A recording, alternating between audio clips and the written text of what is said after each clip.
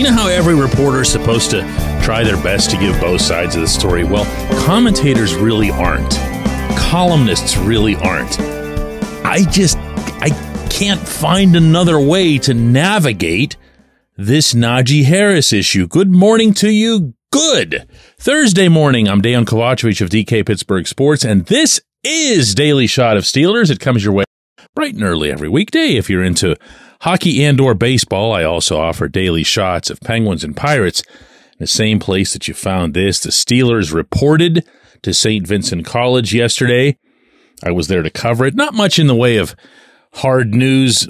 Cole Holcomb opening up on the PUP list is about as close as it comes. It doesn't bode well, obviously, but it's also not definitive by any stretch as a definition for where he is in his ambitious rehab of that devastating knee injury. But otherwise, everybody came and said what they usually say. As I'd been telling you guys for weeks, nobody was going to show up in some kind of crazy vehicle. There really aren't the personalities for that. As close as anybody came was a Landon Roberts in a cowboy hat. Woo woo, right? And even the one headline that got made was only because that player hadn't spoken through the summer workouts, through the OTAs, through the minicamp, and that, of course, was Najee. And Najee, whether he was coaxed or not, and I did get wind of some urging that was going on behind the scenes, he eventually spoke, and he acknowledged that the Steelers disappointed him by not exercising his fifth-year option. That was his term, not mine.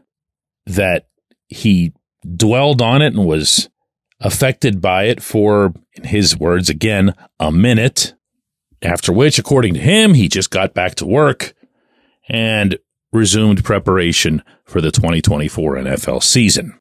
So, end of story, right? Nothing really to discuss or elaborate on, much less debate. Well, hang on. Because according to Harris, when he was asked yesterday, what did the Steelers tell him by way of explanation for why that option wasn't being exercised? They told him, and again, this is according to him, that they weren't sure of their offensive direction. Oh, no. Oh, no. Really? Really? Why? Why would you say, and how could you say that to that player at that position with his style of play and keep a straight face? Meaning whether it was Omar Khan or Mike Tomlin or both, how do you say that your offensive direction is the primary variable in this equation? How could you even concoct something to try to justify that? Do you say, well, after the 2024 season, we're going to go get really serious and get ourselves a $50 million quarterback, and we're just going to go crazy with passing? After building up this offensive line, after having Jaylen Warren and these tight ends, and oh, by the way, going and hiring Arthur Smith from Atlanta. You're not sure of your direction? Tomlin was asked later in the day at his press conference for his comments, if he would have any, on Harris's version of that story, and Tomlin just wanted to get it out of the way and just said, listen, if that's what he says he was told, then that's what he was told. And that was the end of that line of questioning. But I got to tell you, I'm not wild about some of the ways in which Harris carries himself off the field. I wasn't all that enthused about his visibly moping around yesterday. I thought it was a lousy look when compared and contrasted to what everybody else was doing there and how everybody else sounded.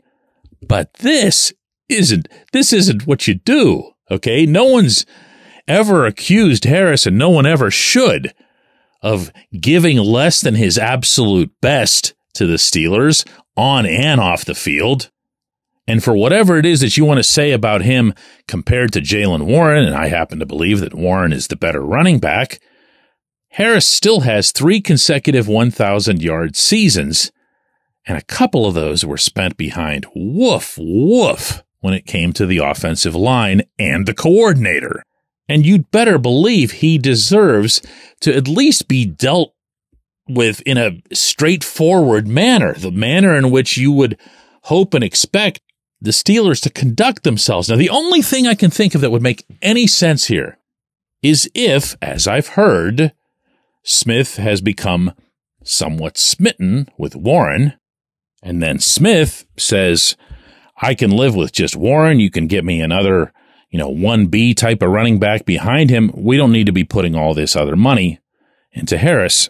Then maybe that's your quote-unquote offensive direction that you might be considering. But look, even in that case, just tell him, listen, Warren's outperformed you. He offers us more options out of the playbook. We think he can be a better pass catcher, whatever else. Whatever it is that you're thinking, whatever it is that Smith's seen on film, just say it.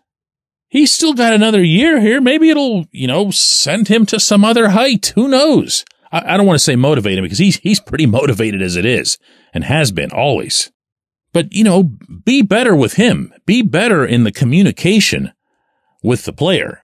Now, all that said, pretend you just heard the 4 commercials that we play between segments, and we're coming back for a new segment because I have something else to add on this subject, but it's going to sound like it's coming from a totally different person, and it's not. I think the Steelers are very much right to not be committing all kinds of years and cash to Harris. Why do I think that? Well, principally, it's because I've heard from within that Harris is comparing himself and his pay, or his potential pay, to the top half dozen running backs in the NFL. And I'm sorry, respectfully, and I think a lot of Harris, as I've mentioned several times already in this segment, but I don't think of him in that class.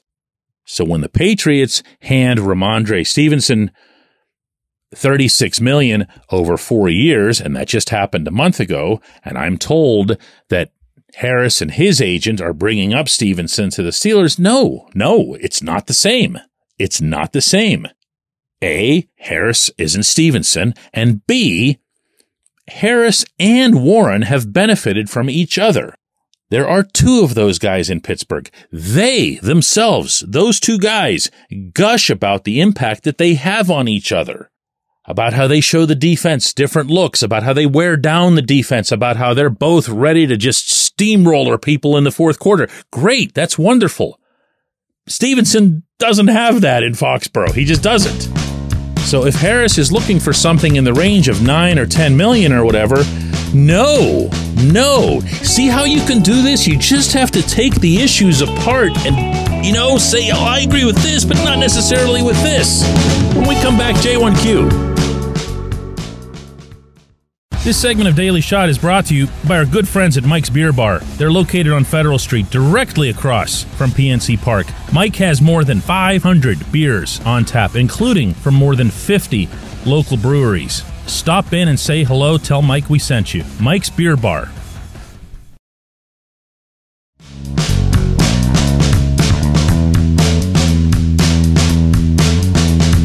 Today's J1Q comes from Matt, who says, DK on the field, how Russell Wilson fares is still to be determined, but have you ever seen a new member of the Steelers put on a better masterclass PR offseason than what Russ has done? I think he's checked every box PR-wise to ingrain himself in the city and to try to connect with fans. Doesn't mean a lot on the field, but off the field, he's definitely put in the work.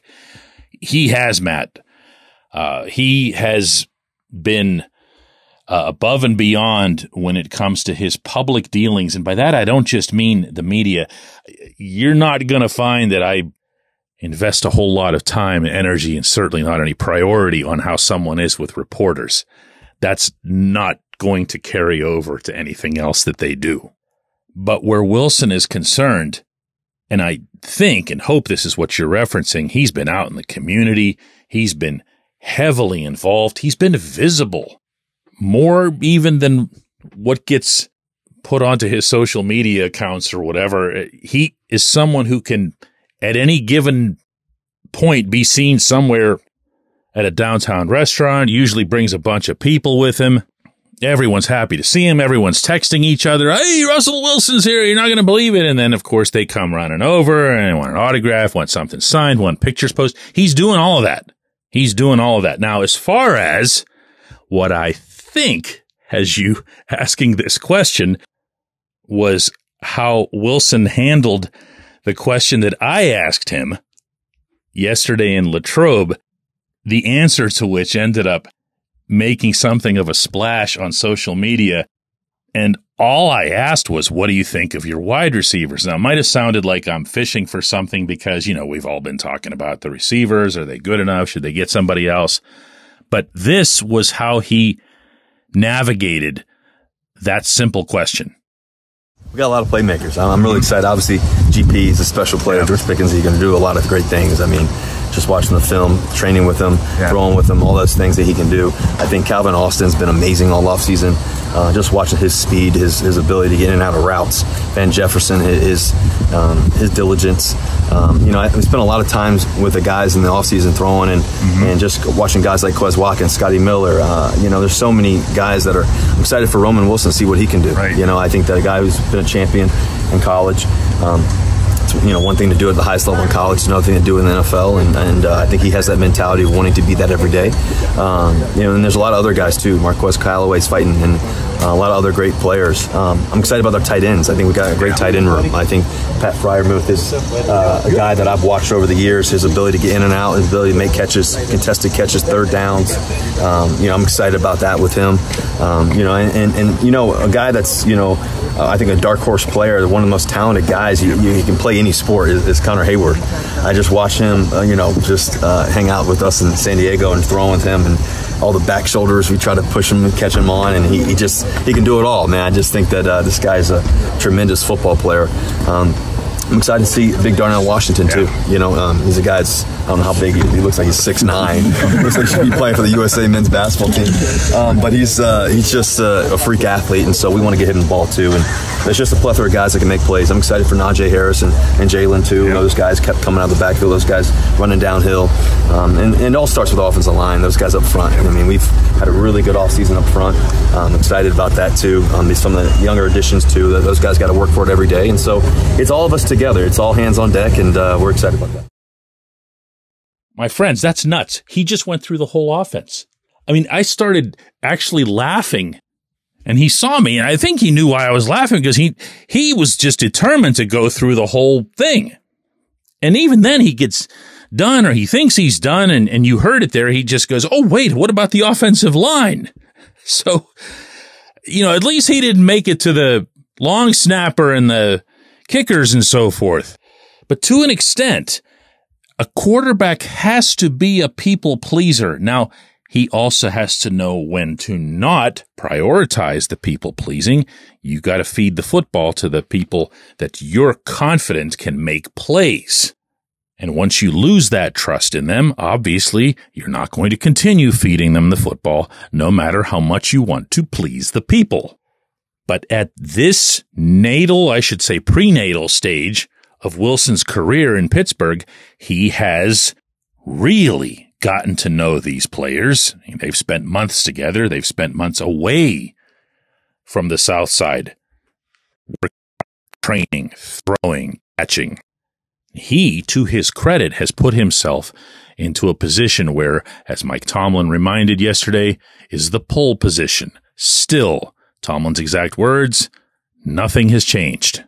This is the way that you would want your presumed starter to act. It's not an arrogance thing. It's not a Justin Fields stinks thing. It's just, listen, this is how a starting quarterback is supposed to behave. And I know this because all I've ever been in this league is a starting quarterback. So this is how I'm going to carry myself in Pittsburgh as well. It's been impressive. I also agree with you that it obviously doesn't mean anything, or means very little when it comes to the stuff that we're going to end up picking apart. I appreciate the question. I appreciate everybody listening to Daily Shot of Steelers. First practice is this morning at 10:30. I'll be back in Latrobe to cover that, and back here tomorrow to talk about it.